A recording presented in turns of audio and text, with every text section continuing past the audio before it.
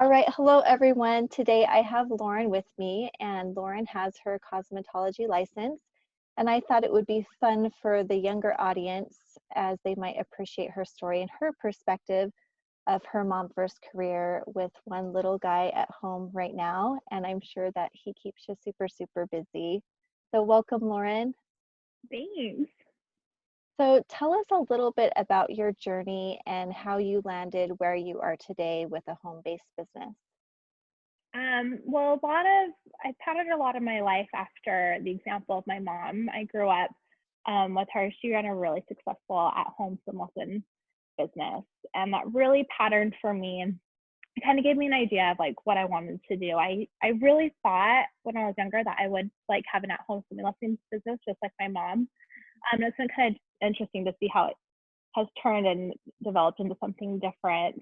But I was a student at BYU Idaho just in my first freshman semester when I kind of had like an awakening, just a moment of clarity where looking back, I wonder more if it was more of a moment of impatience. I was going to do a really awesome career by getting a degree, but I think I was feeling a little impatient and ready to get to work. And I'm a little bit different in that I wasn't a girl who like dreamed of going to hair school. In fact, I think I really surprised my parents when I came home from school. I told them that I was going to drop out of college and go to hair school. I think I really surprised them. It's just something I never really talked about. But when I just started thinking about, I really felt like in my heart I would be a wife and a mother one day, and I knew I wanted to work and probably have an at-home business. And when I thought about cosmetology, the two just really felt like that they aligned really well together. And so I dropped out of college and I packed up and I moved to Utah and I enrolled in a school in Utah. Um, and I graduated and I got licensed in Utah right around the same time that I got married. And it turned out to be a really good thing because my husband, like right when we first got married, he was a student. And so I was able to work full time and support our family on that capacity until he graduated. And it just turns out that my very first job I got was at a children's salon. And that's just kind of where everything led from there. So you kind of discovered your specific niche based on your first job, and that's Yeah, kind of gotten you to where you are today. when we got married and I moved to Utah full time, it's really hard to build up like this cosmetology clientele without a lot of network. And I didn't have any network in Utah. And so I was just desperate for work. I had my license. I really wanted to get to work really fast. And there was a children's salon where we lived in Bountiful. And it was like the first place I applied. And I don't think many people dream of like going to hair school and doing kids hair. I don't think that's many cosmetologists' dreams, but I just enjoyed that salon atmosphere so much. And it just really seemed to work out for me. And watching how my career has kind of taken off and gone in that direction. So from that point, where did you get to the point that you are now? I know at some point in time you had your first child and you're at home with the child. So how does that all kind of work out to where you are now and able to juggle the two? Yeah, so about the time that we were getting ready to have our baby, I knew that I was in a place with my clientele and just with the work that I'm doing with the kids in the neighborhood. I really felt like I could step away from the salon and make a go out of it from my home because I just felt like when we bring children into the mix, I knew for myself that I just wanted to be at home. That's mostly me. It's not that I don't have help. I definitely have lots of support and help with my in-laws, but I don't know, I just felt like ready and I had a space in my home that I was really ready to do this. So I think I was really lucky in that I built really good personal relationships with the families that I was servicing at my salon. That when the time came for me to step back, I mean, all I had to do was get on Facebook and like make a little announcement, and that's all it took. And because I have built in all these relationships over my years of service at that salon, they just came running, which was really gratifying in the moment. And then probably about 4 months after that, we ended up picking up and moving and leaving the state. which is really hard when you're a cosmetologist. That's your whole income and your livelihood, and you have to start 100% over. And so it took me about another year to kind of get back to that place. But really, what it is just word of mouth. You just go to the park and you start talking to one mom. And I think when moms hear that there's a hairdresser in the neighborhood, they get really excited because it's really convenient and easy. Yes. Yes. And was there any other marketing techniques that you used? Were you still kind of leaning a little bit on social media and some online networking to get some people through? Or was it just a matter of letting the people close to you know that you were there and you had this service, and through word of mouth and eventually just things come together? Yeah, my business is 100% word of mouth. I have dabbled with the idea of moving a lot of my business to like an Instagram account. I really haven't needed to yet. Well, and honestly, this idea came just as our COVID-19 crisis hit. So Right. Mhm. it actually probably would be a good time to start a Instagram, but you can imagine I'm not doing hair right now. But it's all been word of mouth. In fact, I've had this really fun experience where my name got shared in a like mom Facebook group down here in Texas. And so like someone came to my home from there, and within the month, her entire cul-de-sac comes and visits me at my house, and that's all from word of mouth. That's super exciting. That's awesome. Yeah, it was fun. So once you decided that you're ready to bring it into your home, how much of an ordeal was that to like get a space created that you could actually do this for others and charge? Um, yeah, so in our first home, when I first started taking clients at home, I had like a little tiny space in our laundry room actually, and it was just enough to fit my salon chair. And there was a sink, and it wasn't big, and it was just like big enough for me and the client, and the mom could stand in the doorway. But in my experience, like moms don't really care. They're all about convenience, and so they don't really care if it's like the most perfect space. That like if you're just a good hairdresser and friendly and nice, it doesn't matter to them. And then when we moved here, we ended up in a home where it was just a lot more realistic. Our office is in the very front of the house, and I have a really supportive husband who let me take over that entire space. So I have a lot more room, which is nice, to fit big families in. And it works perfectly. All I've really needed is a hydraulic chair and a mirror, and that's all you really need. I don't do hair color, so I don't need a shampoo bowl, which makes it really convenient. Okay, that's what I was going to ask. I wasn't sure if you had to have like a sink area close by in order to do what you're doing or not.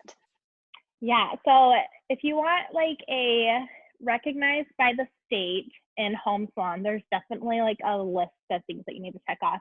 And to find those things are really easy if you just get online and look up your state's regulations. Most states are pretty laid out on what you need. I don't do a huge amount of volume in my home, kind of on purpose, Right. because as one of the regulations like to have like a real in-home salon is to have access to water, hot and cold water. And until I can fully convince my husband to install something, we really try to keep our volume low. And the end game is really actually to take this. I started in the salon and I came home, but really the vision is to create a salon. I'm really grateful that I have a lot of support from my husband. We had big dreams and visions of creating a children's haircut salon one day down the road. That's exciting. And it's great because you were able to start out full time. You were able to build up some clientele, some experience just within the community and take those skills. And now your biggest focus is obviously being a mom. And so you can focus most of your energy there, but you're still able to outreach to the community. You're able to offer a service. You're able to get some income and kind of keep things moving. And at some point in your life, it'll feel right, and you'll know that that's the time that you can go after that big vision. But I love that you chose a career that gives you lots of options and kind of helps you through each stage of your life, because I think that that is super, super important. So I'm assuming being a mom is pretty busy right now. So kind of give listeners an idea of what is realistic for you in terms of how much haircuts can you actually do on a regular basis right now. Sure. So because my niche market is kids haircuts, during the seasons of it really change. Summertime is my favorite time to do it because kids are out of school. And so I can book all haircut appointments in the afternoon while my little guy naps. And he naps. I'm really lucky. He naps for hours in the afternoon. So summers are a really, really busy time for me. And it's just how I like it. And then things do change when the school season or when school starts back up again, because now you're dealing with after school hours. And a lot of kids even like pass that, like they have after school activities, so they need to be making appointments even later. So I will say that during the school year, it does get a little tricky, but I have found like huge success. And I think no matter where you are in the cosmetology business, especially starting off, whether you're renting a booth in a salon or you're doing something at home, the biggest lesson that I have learned in client retention is to be available, which in the beginning, you can kind of consider that maybe a growing pain of your business. But think about it, like if you want to get in with your hairdresser and texting them and getting a message immediately back from your hairdresser, like is relieving. I don't know about you, but like I don't like waiting around for hours or even the next day to hear back from my hairdresser. So something I used to teach my girls, I used to teach at a hair school. I probably didn't even mention that to you. What I used to teach my girls was just to be available and to like make openings happen. And for me, I'm in the part of my transition where I have done that so much that I really can now take a step back and now categorize and decide what days of the week I'm going to fill these spots, because now I have enough volume where I can, say I don't have an opening today, but let's get you in 2 days. Yeah. So I'm kind of in that process of deciding what 2 nights a week will be dedicated to and doing I think hair. once people know you and love you, and they're going to be respectful of what's going on in your life too, but once you build that relationship, they're like, okay, we know that Tuesdays and Thursdays are available, and they can kind of plan ahead and think through that. But I agree, as a customer, I love being able to just shoot someone a text and say, hey, I know this is totally last minute, but is there something I can do this week? And if not, next week's great. But it is nice to have someone know that they're there and they're going to respond quickly, which is kind of fun. So I was going to ask you, are there any other, so in the cosmetology industry, there's a lot of different services you can offer. Have you delved into any of the other areas, such as like the nail technician side of it or anything else? And how did you kind of decide that just kind of kid haircuts is your service of choice? Yeah, so when you look at the licensing of cosmetology, it's super broad. You have hair cutting, chemical services, which can include coloring, perming, chemical straightening. You have hair, skin, nails. It's so broad. Barbering is this whole other like specialty that you can do. It can be really daunting as you enter hair school and you're learning all these things. It can become very overwhelming really quick, because I think you're made to feel like you need to perfect all these areas when that is not the case. And in fact, you're pretty much considered a unicorn if you are like perfect in all the areas. And so I actually would tell my students, you really kind of concentrate on the things that you gravitated more to, that you just naturally, that came to you more naturally, or the things that interested you the most. For me, I always struggled with color. Color theory was so hard for me, and it is to this day. And I even went and taught at a hair school thinking it would be a great opportunity for me to finally get color theory, and it's not going to be there for me, and that's fine. And it took me several years to kind of figure that out, and I was figuring that out while I was working this job at this children's hair salon. When I started at the kids hair salon, I didn't love the work. It's really hard. Kids, more often than not, don't enjoy getting haircuts. So it can be really like highly emotional with a child, and parents can be really high emotionally. And it's really, really hard. And I think what took me several years to kind of figure out that, one, I had a lot more patience than I thought I did. And I can really use that to my advantage because like I mentioned before, I don't think it's every girl's dream. They don't go to hair school thinking that they're going to be a children's hairdresser forever. But I knew that I was really good at patience, and I was really good at like little techniques of calming children, which I think, I spent many years as a swimming instructor for my mom. And I think a lot of it came from that, like looking back. I have just learned lots of techniques of how to handle really stressful situations with kids, and that I can play to this as a strength. So as I was really embracing children's hair, I also really got excited and interested in like different trends that were popping up. I don't know if you remember, like so many years ago, like hair feathers were Yes. so a thing. Yes. So a thing. And it was a simple extension technique that I just kind of got on YouTube myself and just kind of learned about a little bit. And then for a little bit, I was offering hair feathers in people's hair for like really like a $5 hair feather, but people loved it.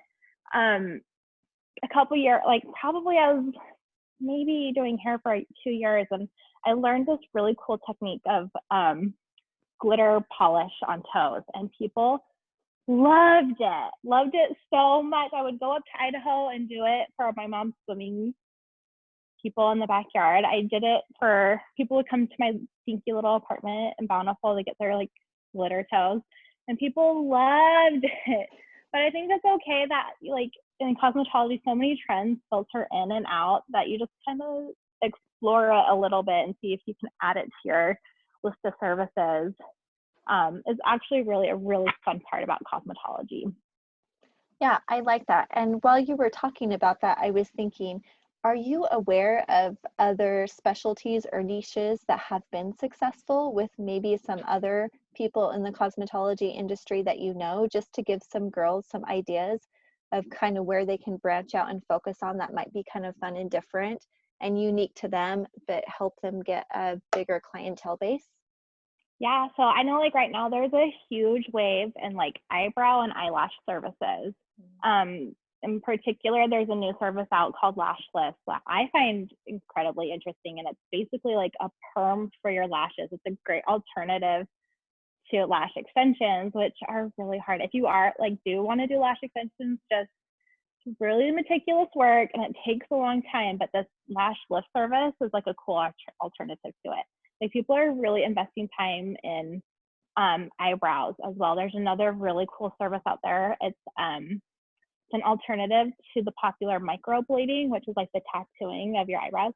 So as an alternative, people are doing henna, brow henna. It's really cool. I've been looking into it a lot. It's a really cool idea of getting that like pretty eyebrow, but it's not like a painful tattoo, which means it does fade. But I don't know, it's just really cool. So yeah, I think anything that has to do with the eyes, lashes, or even like getting really good at waxing or threading, like it's really popular right now. And something that I have also found, like when I'm interested in something and I start researching it, okay, business wise, I don't know if this is the right approach, but I'm always somebody who wants to offer a service at a lesser discount. So like with glitter toes, like when I first got into glitter toes, people were offering that service for like $45. I thought, well, I can do that and I can do it for cheaper. And I think they're cute. So I slashed the price in half. And I think that's why I got so much business was from that. I think that anything cosmetology related should be affordable, especially like with haircuts and kids' haircuts. I mean, I'll tell you, I have so many clients, and I think that everyone comes to me because I'm half the price at the local children's salon around the corner. But I have a core belief that I think that kids' haircuts should be affordable. So I think if you kind of align your business with kind of what you believe, I don't think you can go wrong. Yeah, and I completely agree. And I think that that will bring in a lot of traffic that maybe you wouldn't otherwise get. And I think as long as you're making a profit, you're getting paid for your time and it makes sense. And of course, being at home is going to be less expensive for you than the salon down the road. They have a lot of overhead and things that they have to pay for. So I think that's perfect. I think that's great. So this leads me to the next question that was on my mind. I've done a little bit of research in cosmetology, not a whole lot. So I'm going to rely on your expertise a little bit here. But I know that back in the day, like the full cosmetology license was just what everyone was doing. But I'm seeing now, kind of like you, a lot of people in the industry are just focusing on a particular niche. And there are like ways to just certify in smaller areas of cosmetology that might be a little bit more affordable, a little bit less time. So what are your thoughts on that?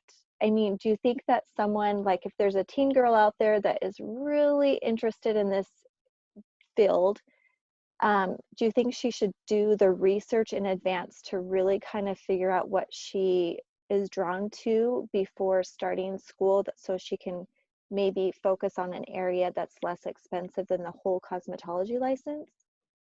Yeah, so the first thing that you probably need to start with is find out your state's regulations on it. I just as an example, I was licensed in Utah, and your cosmetology license in Utah also umbrellas over barbering, like one and the same. When I moved to Texas and I was trying to get my license moved over down here, I learned that they are not one and the same. It's either cosmetology or barbering, or for double the price, you get both. So that was a little bit of a learning curve for me as well. But I think cosmetology in general is kind of split up into three areas. It's like hair, and then skin, and then nails, which can be three different licenses. So you have cosmetology that can umbrella all of that. You can just go for a nail tech license, which you're right is probably going to be less in cost and then also less in hours. And then you can go for what they call as your esthetician license, which is skin, which again is probably lower in hours and costs. And just for some added information, and I need to be careful because I don't know how accurate this is, but from my understanding, like as a cosmetologist, you are considered a basic esthetician, so like facials and skin care like that. Utah and I think like two other states are a little bit unique in that they offer a master's esthetician license, which is more hours, but you get to go into more like laser treatments, more potent like chemical pills and things like that. So like if you're super interested in skin, my suggestion is that you research what states offer a master esthetician license and go that direction. But when you talk about people who are like, I'm licensed in hair extensions, or I have a certification in eyelash extensions, you can't be unless you're a cosmetologist. A lot of that stuff comes like when you're in school. When I'm in cosmetology school and if I want to go get a certification in hair extensions, it's just an additional class that you pay for. And all the certification, all really what it says for you is like, I don't know, maybe like a credential you can put on your Instagram. Like I'm not certified in extensions, but I am licensed to do it, if that makes sense. Yeah, no, that makes perfect sense. And I think that's good.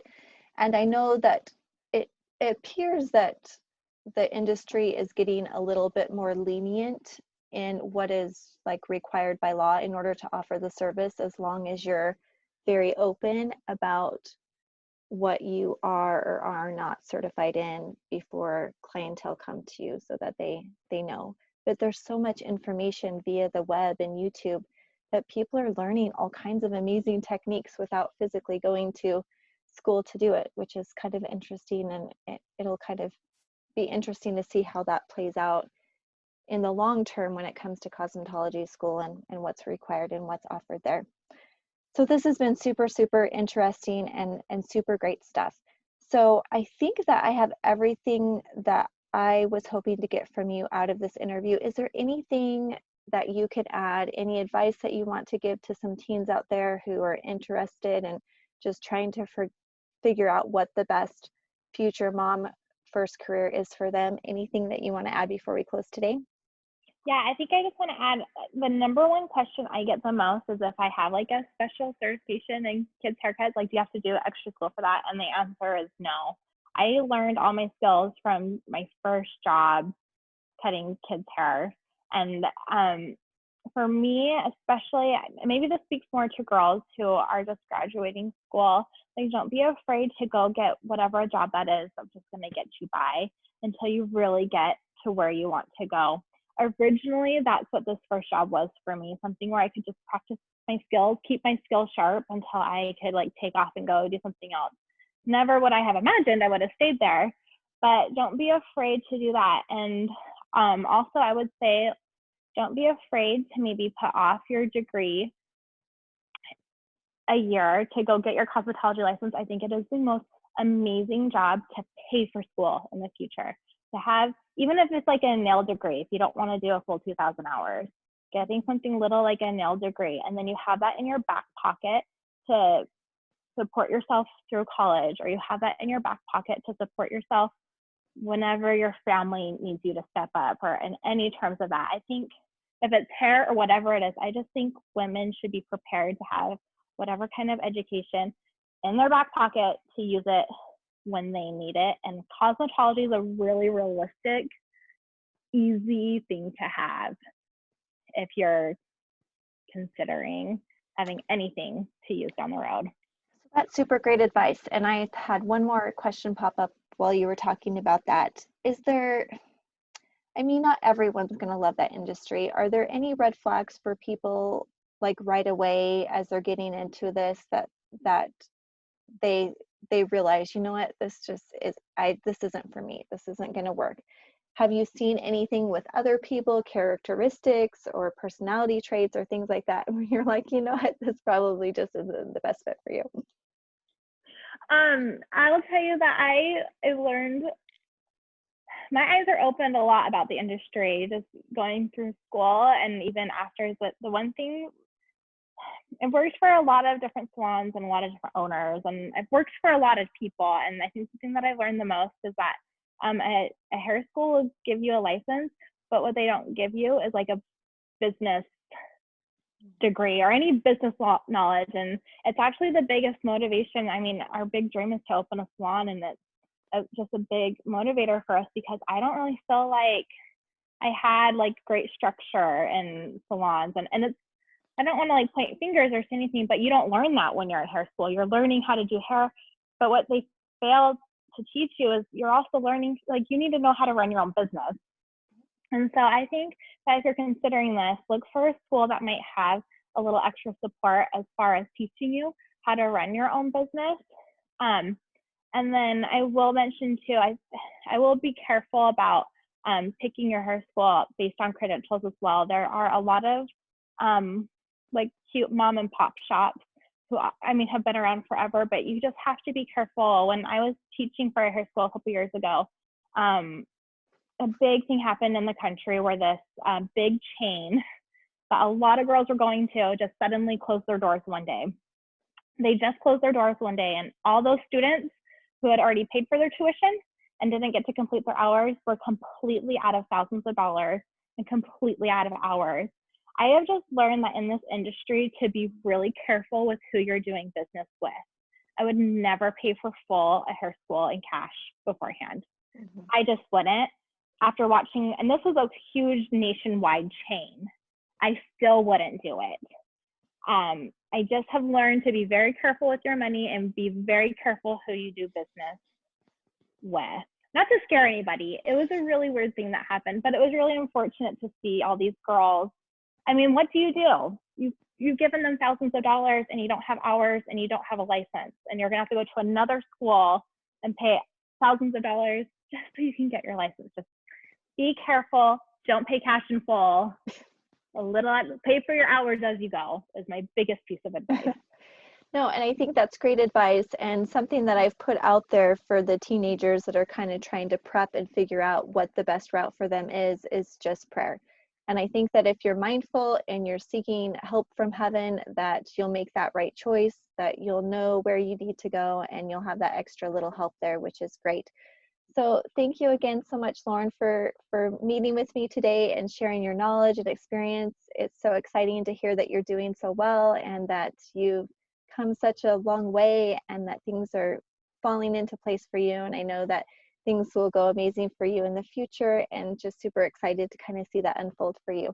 So thanks so much again for meeting with me today, and we will see you sometime again. Thank you.